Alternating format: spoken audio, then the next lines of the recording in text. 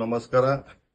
ಬುದ್ಧ ಬಸವ ಅಂಬೇಡ್ಕರ್ ನೆನೆಸ್ಕೊತ ಏನಂದ್ರ ನಿನ್ನೆ ನಮ್ ಕರ್ನಾಟಕ ಕ್ಯಾಬಿನೆಟ್ ಮೀಟಿಂಗ್ ಅಲ್ಲಿ ನಮ್ದು ಬೀದರ್ ಜಿಲ್ಲೆದು ಹುಮ್ನಾಬಾದ್ ತಾಲೂಕದು ಏನ್ ಮುನ್ಸಿಪಲ್ ಇತ್ತು, ಆ ಮುನ್ಸಿಪಲ್ ಇದ್ದಿದ್ದು ಏನ್ ಸಿಎಂಸಿ ಮಾಡಿದಾರ ನಮ್ಮ ಸಿಎಂ ಆದ ಸಿದ್ದರಾಮಯ್ಯ ಸಾಹೇಬರು ಮತ್ತ ಉಪಮುಖ್ಯಮಂತ್ರಿ ಆದ ಡಿ.ಕೆ. ಶಿವಕುಮಾರ್ ಸಾಹೇಬರು ಮತ್ತ ಅದೇ ರೀತಿ ನಮ್ಮ ಮುನ್ಸಿಪಲ್ ಮತ್ತು ಹಜ್ ಮಂತ್ರಿಗಳಾದ ರಹೀಂ ಖಾನ್ ಸಾಹೇಬರು ಮತ್ತ ಅದೇ ರೀತಿ ನಮ್ಮ ಬೀದರ್ ಜಿಲ್ಲೆದು ಇನ್ಚಾರ್ಜ್ ಮಂತ್ರಿ ಆದ ಈಶ್ವರ್ ಖಂಡ್ರೆ ಅವರು, ನಾ ಅವ್ರಿಗೆ ಎಲ್ಲರಿಗೆ ಧನ್ಯವಾದ ಹೇಳ್ತೀನಿ.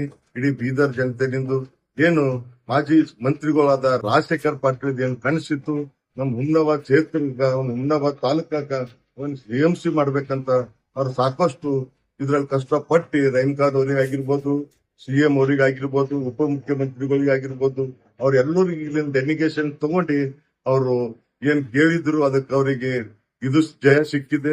ಇಡೀ ಸರ್ಕಾರಕ್ಕೆ ನಾ ಧನ್ಯವಾದ ಹೇಳ್ತೀನಿ.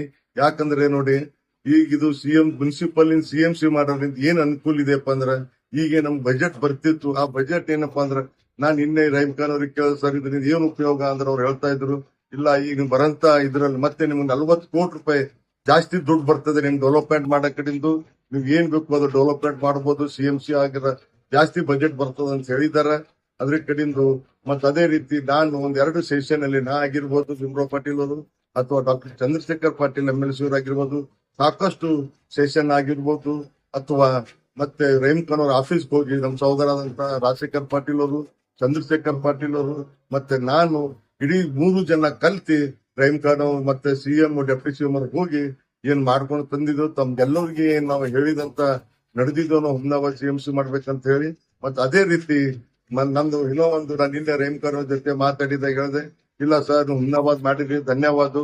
ಅದೇ ರೀತಿ ರಾಜೇಶ್ವರ ಹೇಳಿದ್ದೆ ಪಂಚಾಯತ್ ಮುನ್ಸಿಪಲ್ ಮಾಡ್ಬೇಕಂತ, ಮತ್ತ ಅದೇ ರೀತಿ ಕಮಟನೂ ಹೇಳಿನಿ, ಮತ್ತ ಅದೇ ರೀತಿ ನಮ್ದು ಪಣೆಕೆರೆನೂ ಹೇಳಿನಿ. ಇವು 3 ಪೂರ್ಣ ಮಾಡ್ಕೊಡ್ಬೇಕಂತ ಹೇಳಿ ನಾ ವಿನಂತಿ ಮಾಡ್ತೀನಿ ಅಂದಾಗ ಅವ್ರಂದ್ರು, ಇಲ್ಲ ಭೀಮರಾವ್ಜಿ ಅವರೇ ನಿಮ್ ಬರಂತ ಸ್ವಲ್ಪ ದಿವಸದಲ್ಲಿ ಇವು ನಾವು 3 ಮಾಡ್ಕೊಡ್ತೀನಿ ಅಂತ ನಂಗೆ ಹೇಳಿದಾರ.